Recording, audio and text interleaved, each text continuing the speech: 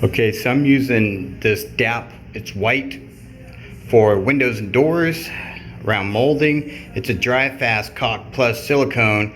It's paintable in 20 minutes and it works really good to get down here. I have a nice cut angle on it. That nice cut angled. I can just run a nice bead across through here. Just take my finger, come across through here, just push it into the corners and clean up any excess that you may have.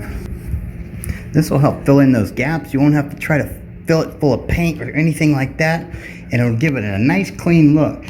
But see how you have that extra on the wall? You got to make sure you get that off, okay? So just take your finger. I'm just using a damp rag. I'm wiping my finger back off here, getting ready to do it again, and just clean up whatever I can find. You just want to clean up that little bit. You don't want to leave it there. It's going to be hard taking it off. You'll have to take all of it off to remove that later. A lot of it's just having that curvedness to it right there. I'd use a pair of scissors. I wouldn't use your caulking gun. I don't think that cutter cuts very good, and it'll leave you with a lot bigger opening. You want it to be small when you're cutting the top off. That's all I'm doing, just taking my finger and running across through here. It's okay if you have too much, you can wipe it back off. But you just don't want to waste it, because that's the key here. You'll find out that you'll use a lot of this stuff before you know it, and you'll need more. It can get costly just on the smallest little project. You don't want that to happen to you. So I'll take a little bit, drag it in there, push it in there with my finger, and just wipe that excess off. Because the crack is what you're trying to fill here. You're not trying to do anything else, but just get that crack looking nice. And you don't want to take a rag over it too much. If you do, just lightly, because what'll happen then is you'll pull it right back out of that groove, and then you'll have to start over. These are little lessons and tips that other people have tried, like myself, and I'm able to relay them to you because I've already did this before. I've wiped it out with a rag, and come to find out, you end up taking it right back out. Not good.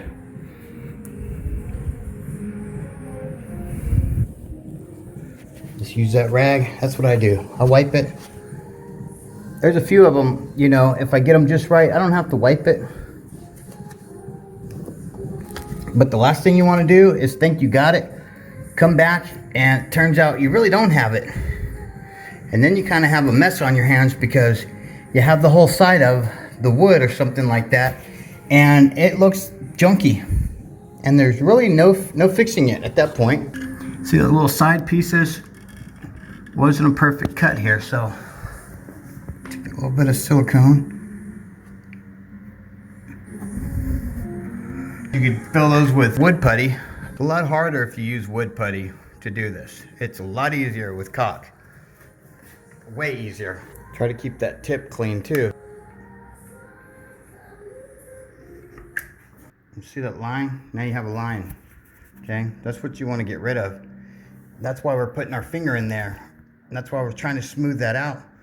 Any of it left on here or right there, because when you go to paint it, that's going to show, and you're going to have a mess, and you'll always see it. And like I said, it's harder to get rid of it. You don't have to be a professional to do this.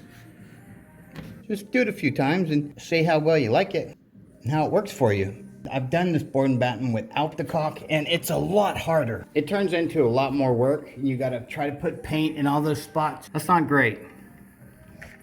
Other little holes, just fill it right there. Don't be afraid of it. You can wipe it back off. It doesn't dry like in 2 minutes. Put it in there. If you don't like it, take your finger or a rag, dig it back out. So now it's pretty decent. Could I leave it? Yeah, except for that piece. But I think that looks a little better. We want to use less paint. Paint, it doesn't fill holes very well. So when you leave stuff for the paint, it takes you a heck of a lot longer to paint something.